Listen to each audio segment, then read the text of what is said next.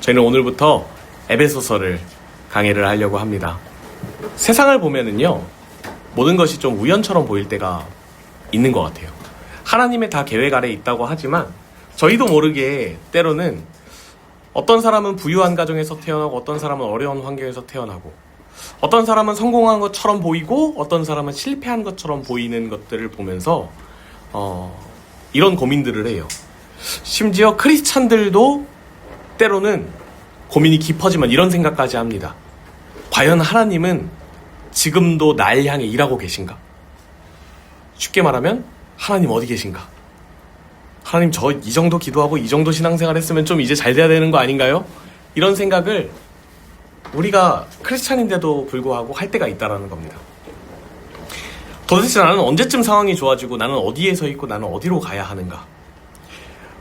우리가 오늘 볼 이 에베소서 1장은요, 그 질문에 대해서 확실히 대답을 해주는 장이라고 생각을 해요. 이 편지를 쓸 당시 사도 바울은요, 로마 감옥에 갇혀 있었어요. 저희는 지난 로마서에서 로마를 들어가고 싶어 하는 사도 바울에 대해서 이야기를 했었잖아요. 지금은 로마로 압송당해서 이제 죄인의 신분으로 로마에 들어간 사도 바울이 에베소 교인들에게 편지를 쓴 내용입니다. 사도 바울이 로마 감옥에 갇혀 있었고요. 사도 바울은 외견상으로는 완전히 실패해버렸습니다. 완전히 실패했어요. 좋은 지위, 좋은 명예, 신분, 심지어 자유를 잃었고요. 복음 전파의 여정이 실패한 것처럼 보였습니다. 왜냐하면 사람들은 이 땅에서의 부와 명예를 성공과 실패로 보기 때문입니다. 이 사도 바울은 그럼에도 불구하고 절망하지 않았어요. 그는 감옥이라는 작은 방 안에 갇혀 있으면서도 거대하게 움직이는 하나님의 큰 구원 계획을 알고 있었고요. 깨달았고요. 전했기 때문에 그래요. 그의 생각이 이 땅에만 머물러 있지 않았기 때문에 그렇습니다. 오늘 본문은요, 하나님께서 지금도 이 거대한 구원 계획을 이루고 계시고 그 계획의 기초가 바로 교회이다라는 것을 알려주고 있어요. 우리는 앞으로 이 4주간 에베소서를 통해서 교회의 위대한 기초와 영광에 대해서 살펴보려고 합니다. 저희가 로마서에서 복음의 기초에 대해서, 믿음에 대해서 봤다면 이번에는 교회에 대해서 보려고 해요. 에베소서는 도대체 어떤 책인지 저희가 먼저 좀 봐야겠죠? 에베소는 터키 서부 해안에 위치한 항구 도시입니다. 네, 이쪽에 있는데요. 이렇게 보니까 조금 성경을 잘 아시는 분들은 느낌이 오죠. 에베소가 저기 바닷가 근처에 있는 해양 도시예요. 해상과 육상의 무역로가 이제 교차하는 교통과 상업의 중심지에 있었고요. 로마 제국의 아시아주의 수도였어요. 아시아주. 로마의 아시아주에 있는 수도. 그게 에베소였습니다. 특히 이곳에는 뭐가 있었냐면요. 한 장 넘겨주시겠어요? 네, 세계 7대 불가사의라고 하는 아데미 신전이 있었어요. 이 7대 불가사의 아시죠? 도대체 이 시기에 이렇게 엄청난 건물을 어떻게 지었냐? 그 7대 불가사의 중 하나였던 이 아데미 신전인데, 요거는 그 컴퓨터로 역사학자들이 복원해 놓은 사진이에요. 아데미 신전은요, 에베소에 있었는데, 오늘날 이 튀르키예 서부 해안 지역에 위치해 있었는데, 여기가 무슨 신전이냐면 그리스 신화에서 아르테미스 여신을 모시는 신전이었다고 해요. 근데 이 아르테미스, 이 아데미는 풍요와 다산을 상징했거든요. 이 시대는 풍요와 다산이 너무너무 중요했잖아요. 그래서 대지의 어머니 신으로 숭배를 받았어요. 근데 이게 얼마나 대단했냐면요, 이 신전이 얼마나 규모가 엄청났냐면 길이가 115m, 폭이 55m. 그냥 크다 하는 신전의 2배 이상 되는 사이즈였다고 합니다. 그리고 여기 지금 기둥들이 있잖아요. 이 기둥이 127개의 기둥이 촘촘하게 쌓여 있었대요. 심지어 이 127개나 되는 기둥에 정교한 그리스 조각들이 새겨져 있어서 예술의 극치를 보였다고 합니다. 그만큼 세계에서 수많은 순례자들이 모여 있었고요. 화려했었고요. 그럼과 동시에 영적인 어두움이 함께 공존했다는 거예요. 저희들의 시각으로 보잖아요. 미신을 심기는 신전이 저렇게 큰 도시에 있었다는 거예요. 여기에서 크리스찬들이 교회를 세우고 에베소 교인들이 끊임없이 영적 전쟁을 이루고 있었다는 겁니다. 이 신전은요, 얼마나 대단했냐면요, 이 로마에 있는 지휘자들이 와가지고 이 신전에 너무 화려하고 그만큼 보안도 잘 돼 있고 지키는 사람도 많아서 은행처럼 돈을 맡겼대요. 자기 집보다 더 안전했다고 생각하는 거예요. 그래서 여기다가 돈을 맡기는 은행의 역할도 했답니다. 그러니 이 아데비 신전의 신관들이나 이런 사람들이 얼마나 힘이 있었고 영향력이 있었겠습니까? 교회가 큰 힘이 있었던 시기는 아니었어요. 그런데요, 이렇게 발전되었고 풍요의 상징이었던 아데미 신전이 있는 곳에 에베소에 사도 바울이 눈물로 말씀 사역을 했습니다. 바울은요, 에베소에 도착한 후에 처음 3달 동안 유대인 회당에서 하나님을 강론을 했어요. 이때는 회당에서 서로 막 언쟁을 하잖아요. 예수님도 그러셨잖아요. 유대인들이랑 말씀을 가지고 토론을 했잖아요. 그런데 3달 동안 이렇게 유대인 회당에서, 에베소에 있는 유대인 회당에서 하나님 말씀을 강론을 했는데 일부 유대인들이 마음이 굳어져가지고 순종하지 않고 사도 바울을 이단이라고 하면서 배척해버립니다. 그러니까 흔히 말해서 기성교회에서 쫓겨나요. 사도 바울이 이 유대인들이 하나님 말씀을 전하는 이 회당에서 쫓겨나요.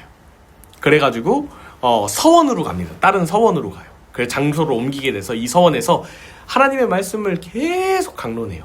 도서관 같은 곳이에요. 도서관에서 이 서원의 주인이 계속 강론도 하고 선생으로서 가르치기도 하고 했었는데 이 서원의 주인이 오전 11시부터 오후 4시 이때는 다 아무도 일을 안 해요. 너무 뜨거워가지고 피할 곳이 없어서 아무도 일을 안 하는데 서원도 그때 쉴 때 바울이 쉬는 시간에 가가지고 복음을 전한 거예요. 복음을 들으러 오는 사람들도 그 쉬는 시간에 와서 복음을 들었어요. 그래서 낮잠 자는 그 시간에 대신 모여서 말씀을 배웠습니다. 그 결과 사도행전에서 아시아에 사는 자는 유대인이나 헬라인이나 다 주의 말씀을 듣더라 라고 고백했던 곳이 바로 이 에베소의 서원이었어요. 에베소 한 도시뿐만 아니라 상업차 에베소를 방문하러 왔다가 사도 바울의 설교를 들은 사람이 각자 고향으로 돌아가가지고 골로새, 라디오게아, 히에라볼리 등으로 가가지고 교회를 세우는 놀라운 복음의 요충지가 됩니다. 이곳에서 전한 그 복음 사역이 각 지방으로 펼쳐져요. 교회가 확산되는 그런 역사가 일어납니다. 사도 바울은요, 몸에 손수건이나 앞치마를 가져다 얹기만 해도 병이 떠나갔고요. 악기가 나가는 놀라운 기적이 일어났는데 그게 에베소의 서원에서 일어났던 일이고요. 에베소의 수많은 마술사가 회개하면서 수십억 원의 마술책을 불태웠던 일, 그 대부흥의 시발점이 바로 이 서원입니다. 이 서원이 저희가 잘 아는 두란노 서원이에요. 두란노 서원. 저희 두란노 출판사 알죠? 이 서원을 모티브로 시작을 하는 거예요. 말씀을 전했던 그 두란노 서원. 여러분 어떻습니까? 크고 멋지고 웅장하고 풍요를 상징하는 아데미 여신전이나 정통 유대인들이 있으면서 오랜 전통과 교양을 유지했던 이 유대인 회당, 지금 저희 시각으로 보면 교회로 보여요? 아니면 일터의 인부들이나 낮잠 시간을 반납하면서 하나님 말씀을 듣고 강론하고 뒤집어지는 이 두란노 서원이 교회로 보이십니까? 에베소서는요, 바울에게 영적 아들 디모데를 후임으로 보낼 만큼, 이 에베소 교회에다가 디모데를 후임으로 보내거든요. 그럴 만큼 사도 바울이 굉장히 오래 공들인, 개인적으로도 특별한 애정이 있는 그런 교회였어요. 사도 바울은요, 특정 교회의 골치 아픈 문제를 다루기보다 교회가 무엇이냐, 교회는 어떤 역할을 해야 되냐, 교회의 기초가 뭐냐, 이런 얘기를 편지에 썼다라는 겁니다. 그럼 우리가 오늘 함께 볼 에베소서는 2가지로 나뉘어 있는데 1장부터 3장은요, 하나님이 우리와 교회를 위해 행하신 일, 이 교회의 영적 기초와 교리에 대해서 알려주고, 4장부터 6장은 부르심에 합당하게 살아야 되는 삶, 공동체의 하나됨과 실천에 대해 나와요. 저희 로마서 배울 때 1장부터 11장까지는 복음, 기초, 강론에 대해서 배우고, 그 이후로는 그러므로 한 다음에 이렇게 살아라, 행동을 얘기한다 그랬잖아요. 사도 바울이 똑같은 구조로 씁니다, 에베소서를. 1장부터 3장은 기초에 대해서 쓰고요, 4장부터 6장은 이렇게 살아라 라고 쓰는 거예요. 바울은요, 결코 행동부터 요구하지 않아요. 행동부터 요구하지 않습니다. 언제나 하나님의 위대한 구원, 이 복음과 은혜를 먼저 알려주고요, 그 뒤에 은혜를 기초로 해서 행동을 요청을 합니다. 그거를 영어로 하면 faith, 믿음, 액션. 믿음이 있으면 행함이 나온다. faith, 액션. 이건 사도 바울이 계속해서 요청하는 겁니다. 복음이라는 단단한 기초가 있어야지 바른 교회가 세워진다는 겁니다. 말씀의 구조가 저희가 지난 시간 배웠던 로마서와 동일한 이유가, 이 바울이 똑같은 것들을 계속해서 이야기하기 때문입니다. 네. 그러면은 저희가 1장을 어떻게 하나님이 디자인하셨는지 한번 보도록 하겠습니다. 1장 4절에 보면은 곧 창세전에 그리스도 안에서 우리를 택하사라고 쓰여 있거든요. 여기서 우리의 가슴을 뛰게 하는 창세전에 이 세상이 만들어지기도 전에, 아담이 죄를 짓기도 전에, 내 존재가 이 땅에 태어나기 전에 하나님은 이미 우리 교회를 예정하고 계셨고 계획하고 계셨고 택하셨다라는 겁니다. 아멘. 이 택하다라는 뜻이요, 선택하다라는 뜻인데요, 무슨 부제가 있냐면 특별한 목적으로 골랐다라는 뜻이 있는 거예요. 그냥 우리가 마트에 가가지고 물건 아무렇게나 이렇게 사는 게 아니에요. 그냥 과자 이렇게 달고 과일 이렇게 담아가지고 내일 사과 이거 10개 사야지 이렇게 담는 정도로 택한 게 아니라요, 신중하게 고르고 골랐다라는 의미예요. 이걸 잘 보면은 저희가 지난 시간에 얘기했던 금은방에서 금 구별하는 사람이 이게 몇 돈짜리인지 정밀하게 보는 것과 같은 뜻이라고 해요. 고르고 골랐다라는 뜻입니다. 하나님은 실수로 우리를 선택하시는 게 아니라 태초부터 우리에게 목적을 가지고 선택하셨다라는 거예요. 하나님은 기분이나 충동에 따라 움직이시는 분이 아닙니다. 영원전부터 하나님의 거대한 그 계획 속에 우리를 넣으셨다라는 거예요. 그러면 제가 처음에 했던 질문 있잖아요. 하나님은 날 향한 계획을 가지고 계신가? 하나님 내 상황 알기나 아시나? 그거에 대한 답이 되죠. 하나님은 이미 우리의 모든 상황을, 그 계획을 알고 계시다라는 겁니다. 그 제가 지난주에 참 놀라운 일이 있었는데요. 저희 온겸이가, 우리 온전한교회 제일 막둥이가 전도를 했잖아요. 그 중앙교회 어와나 퍼글스 친구들을 전도를 해가지고 지난 시간에 우리 온전한 교회가 생기고 나서 처음으로 2부 예배를 드렸습니다.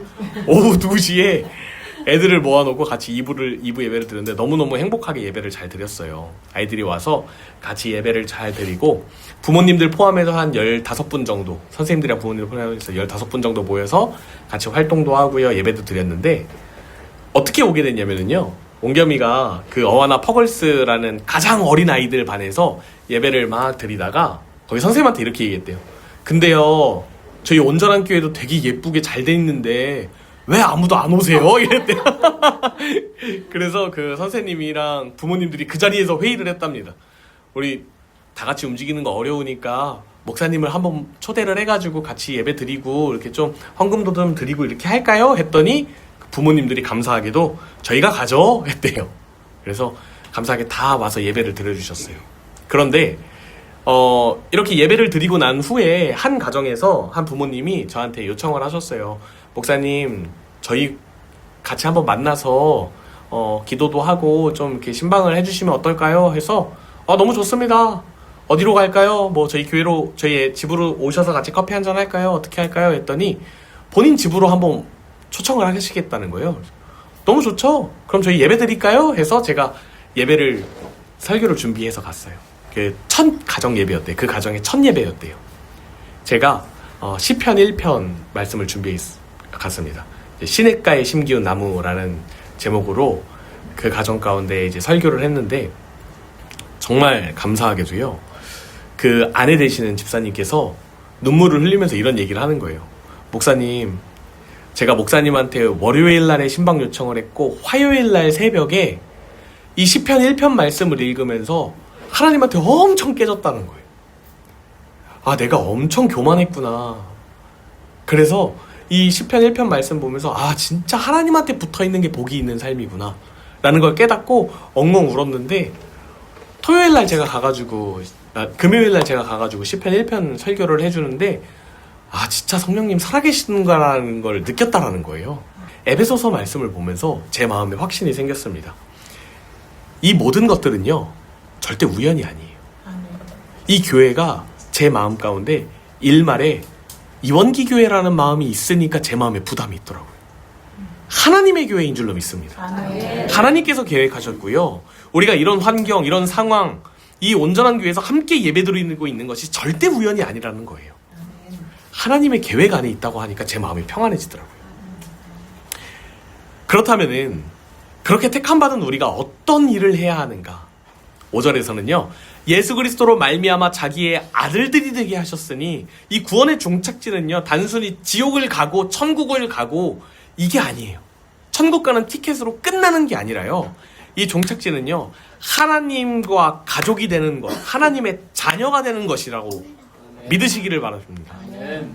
하나님은요, 우리가 필요할 때 쓰고 버리는 종으로 부르는 게 아니라 영원히 사랑 나눌 친자녀로 부르신 거예요. 이것이 성부 하나님이 세우신 교회의 위대한 첫 번째 기초인 것입니다. 이 교회는요, 하나님의 자녀들이 모인 공동체라는 겁니다. 그거를 여러분 절대 잊지 않으시기를 바랍니다. 또한 예수님은요, 우리를 구속하시고 만물을 통일하셨습니다. 죽을 수밖에 없는 죄인이었던 우리를 자녀 삼아 주시기 위해서 하나님의 거대한 설계 안에서 성자 예수님이 십자가를 통해서 이 땅에 그 계획을 실현하신 거예요. 7절 말씀 보면 우리는 그리스도 안에서 그의 은혜의 풍성함을 따라 그의 피로 말미암아 속량 곧 죄사함을 받았느니라. 아멘. 당시 에베소를 비롯한 로마 제역 전체에는요, 아직 노예제도가 활성화되어 있었어요. 수천만 명의 노예가 있었어요. 이 노예는 스스로 돈을 벌어서 자유를 살 수가 없었습니다. 대가를 지불할 수가 없었어요. 그래서 누군가가 대신 대가를 지불해 줬어야 되는데 그게 뭐라고 했죠? 속량. 그게 속량이라고 했어요. 속량이요, 값을 지불한 거예요. 죄의 이 노예를 해방시켜 줄 만큼의 값을 지불했다. 이게 속량이거든요. 예수 그리스도의 피가 우리의 자유의 대가였습니다. 예수님이 우리에게 그 피로써 대가를 지불하고 노예된 우리를 사서 완전한 자유인으로 해방시켜 주셨다는 거예요. 예수님은요, 은이나 금같이 썩어질 세상의 가치가 아니라 당신의 생명인 피로써 값을 지불하시고 사탄과 죄에 노예했던 우리를 사서 자유케 하셨다는 겁니다. 십자가로서 하나님의 비밀과 교회의 목적을 드러내신 거예요. 10절 말씀 보겠습니다. 10절은요. 하늘에 있는 것이나 땅에 있는 것이나 다 그리스도 안에서 통일되게 하려 하심이라. 아멘. 죄가 세상에 들어오면서 하나님과 인간이 단절되고 인간과 인간이 단절되고 인간과 인간이 단절됐죠. 유대인과 이방인이 분열됐죠. 그리고 지금 사람과 사람 사이의 관계들이 막 단절돼요. 지금 막 정치적으로 싸우고요. 남녀 갈등이 있고요. 젊은 사람과 노인들의 갈등이 있고요. 갈등이 너무너무 많아졌어요. 인간과 자연계 전체적인 깨어짐도 있었습니다. 이 에베소 도시만 봐도 우상숭배와 계급 속에서 모든 관계가 분열되어 있었어요. 그런데 예수님이 십자가의 피로써요, 이 깨어지고 분열된 관계를 묶으셨고요. 통일시키셨고요. 화해시키셨다는 거예요. 이 땅을 세운 핵심 기관이 바로 교회라는 겁니다. 그래서 에베소서는 유대인과 이방인들이 교회가 하나됨, 다양한 은사를 갖춘 지체들이 하나됨, 깨어진 가정이 그리스도 안에서 하나됨, 영적 전쟁으로 인해서 우리가 교회가 영적인 군대로 하나됨, 이 하나됨을 계속 이야기하는 거예요. 그게 교회의 기초라는 겁니다. 하나님은요, 설계하셨고요, 예수님은 그 설계를 이루셨고요, 우리의 삶에 도장을 찍어서 확증하신 분이 성령님이십니다. 13절, 그 안에 너희도 진리의 말씀 곧 너희의 구원과 복음을 듣고 그 안에서 또한 믿어 약속의 성령으로 인치심을 받았느니. 아멘. 당시 고대 사회의 상인들이 에베소 항구에서 목재나 물건들을 이렇게 들여오면은요, 내 소유다라고 하려고 불로 달군 도장을 꽝 찍었어요. 하나님께서, 성령님께서요, 우리한테 너 내 거야 라고 성령의 불도장을 찍으셨다는 거예요. 인치심을 하셨다는 겁니다. 인치다라는 뜻이요, 소유권의 표시, 안전한 보호, 그리고 진품인 것을 증명하는 행위래요. 성령님이 우리 마음에 계시다는 것은요, 하나님께서 세상을 향해 얘 내 거야 라고 하시는 거예요. 그 누구도 이들을 내 손에서 빼앗을 수 없다라고 선언하신 겁니다. 이거는요, 절대적인 보증이에요. 사단이 우리를 건들 수가 없는 보증입니다. 성령의 인치심 위에 교회가 서 있기 때문에 교회는 세상의 어떤 풍파에도 흔들리지 않는 견고한 기초를 갖게 되는 것입니다. 교회의 힘은요, 권력이 아닙니다. 얼마나 많은 성도가 있고 얼마나 많은 땅을 갖고 있느냐가 교회의 힘이 아니에요. 얼마나 탁월한 설교자가 있어가지고 얼마나 많은 사람들이 모이고 봉사자가 얼마나 열심히 봉사하는지가 힘이 아니에요. 교회의 힘은요, 하나님이 계획하시고 예수님이 핏값으로 세웠으며 성령님이 너는 내 거야 라고 인치신 것에서 교회의 힘이 나타나는 겁니다. 하나님이 주인됨에서 교회가 교회 되겠다는 거예요. 우리가 교회인데 우리가 그것을 힘으로 생각하고 계십니까? 부끄럽지만 제가 그러지 못할 때가 너무 많다는 거예요. 돈이 필요하고 인맥이 필요하고 한 사람이 더 오고 안 오고에 얼굴이 막 붉어졌다가 막 사색이 될 때가 너무너무 많아요. 그래서 오늘 저에게 선포하는 말씀이에요. 이원기 목사야, 온전한 교회 네 거 아니야. 하나님이 계획하시고 하나님이 이끄시고 하나님이 이끄실 하나님의 교회야. 아멘. 아멘. 여러분 스스로를 그렇게 생각하시기 바랍니다. 온비사, 산이야, 호야야, 너희들 하나님이 부르셨고 하나님이 이끌어갈 하나님의 한 사람 한 사람 교회들이야. 아멘. 그렇게 본인을 여기시기를 바랍니다. 아멘. 이 삼위일체 하나님이 엄청난 구원의 신비를 쏟아놓았고요. 바울은 감옥 안에서 에베소와 소아시아 성도들에게 이런 기도의 편지를 올려드린 거예요.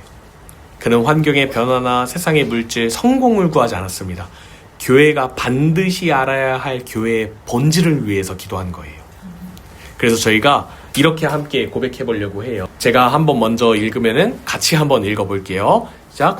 온전한 교회가 하나님을 더 깊이 알게 하소서. 온전한 교회가 하나님을 더 깊이 알게 하소서. 온전한 교회의 부르심과 소망이 무엇인지 알게 하소서. 온전한 교회의 부르심과 소망이 무엇인지 알게 하소서. 온전한 교회 안에서 역사하시는 하나님의 지극히 크신 능력을 알게 하소서. 온전한 교회 안에서 역사하시는 하나님의 지극히 크신 능력을 알게 하소서. 아멘. 우리 교회가 이러한 방향으로 나아가기를 주님 이름으로 축복합니다. 아멘. 풍요의 여신이 있는 삐까뻔쩍한 신전이 아니라요, 초라하고 남의 건물 빌렸어야 했지만 그곳에서 가르침을 통해 수많은 교회를 세운 두란노 서원이 교회라는 거예요.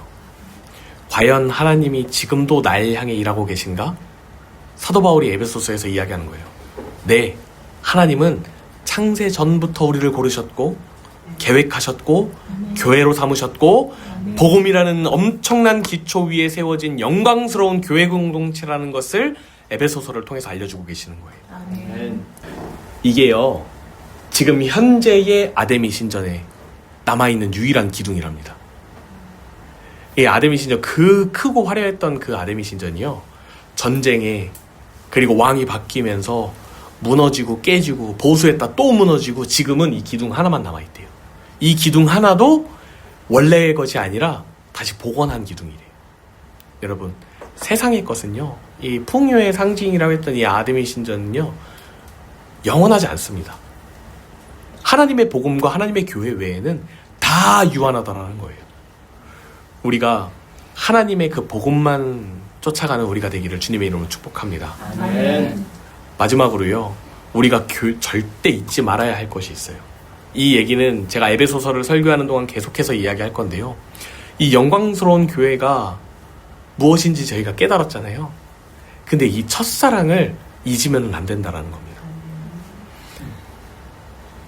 이 사도 바울이요, 에베소서에서 사랑이라는 아가페라는 단어를 이 1장부터 6장이라는 짧은 장수 안에 19번이나 써요. 사도 바울 전체 서신의 6분의 1이에요. 이 사랑이라는 단어를 쓴 게. 엄청나게 많은 사랑을 에베소서에서 계속 쓰거든요. 그만큼 사랑했고 그만큼 하나님을 사랑하는 교회였다는 뜻이에요. 그만큼 이 교회가 하나님의 사랑 위에 지어진 교회라는 거예요. 그런데요, 가슴 아픈 일이 있습니다. 이토록 웅장하고 교회의 영광을 전해 듣고 그토록 사랑을 강조받던 에베소 교회가 수십 년이 지나서 요한계시록 2장에 어떤 책망을 받나요? 그러나 너희를 책망할 것이 있나니 너희의 처음 사랑을 버렸느니라. 첫사랑을 버렸대요. 이 에베소 교인들은요, 이단도 잘 분별했고요, 사역도 열심히 했지만 첫사랑을 잃어버렸던 거예요. 교회가요, 커지고요, 단단해지고요, 사람도 많아졌는데요, 첫사랑을 잃어버리잖아요. 그럼 끝이 난다라는 겁니다. 에베소 교회의 역사 속에서 촛대가 옮겨지는 안타까운 결말을 맞이했다라는 거예요. 사랑하는 온전한 교회 성도 여러분, 우리는요 앞으로 이 에베소서를 보면서 교회가 얼마나 영광스러운 존재인지 하나님의 사랑을 받는 존재인지 배울 건데요. 이 지식적인 사역보다 더 중요한 게 나 같은 죄인 살리신 하나님의 그 계획, 피 흘려 사시고 성령으로 도장 찍어주신 하나님의 그 첫사랑을 내 삶에, 내 영혼에 그대로 보존하면서 살아가는 것이라고 저는 믿습니다. 아멘. 이번 한 주간 내 눈앞에 놓인 이 작은 환경보다 비교할 수 없이 크신 하나님을 바라보면서 교회의 영광스러운 지체로 당당하게 살아가기를 주님의 이름으로 축복합니다. 아멘. 저희 마지막으로 한 번 더 외쳐보겠습니다. 아까 그 세 가지 있죠? 제가 읽겠습니다. 온전한 교회가 하나님을 더 깊이 알게 하소서. 온전한 교회가 하나님을 더 깊이 알게 하소서. 온전한 교회의 부르심과 소망이 무엇인지 알게 하소서. 온전한 교회의 부르심과 소망이 무엇인지 알게 하소서. 온전한 교회 안에서 역사하시는 하나님의 지극히 크신 능력을 알게 하소서. 온전한 교회 안에서 역사하시는 하나님의 지극히 크신 능력을 알게 하소서. 아멘. 우리 함께 기도하도록 하겠습니다.